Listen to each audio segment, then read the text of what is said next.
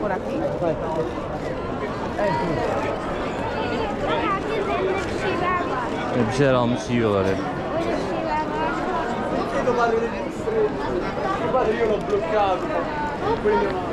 Ah, é?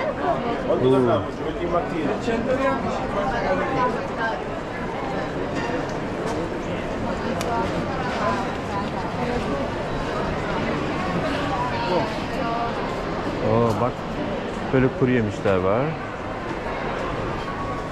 Manav.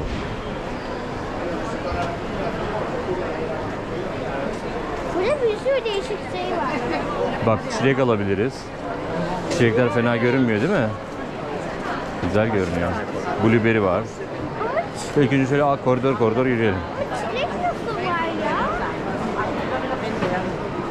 ya? Normalde Belçika'da da vardı da onlar Ama işte... bunlar daha güzel görünüyor. Daha doğal görünüyor. Yani başlamış şey Hı hı.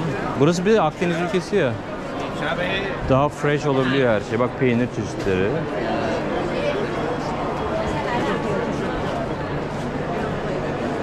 Bak onlardan. Pembe ve siyah. Bak pembesi, beyazı, ayı.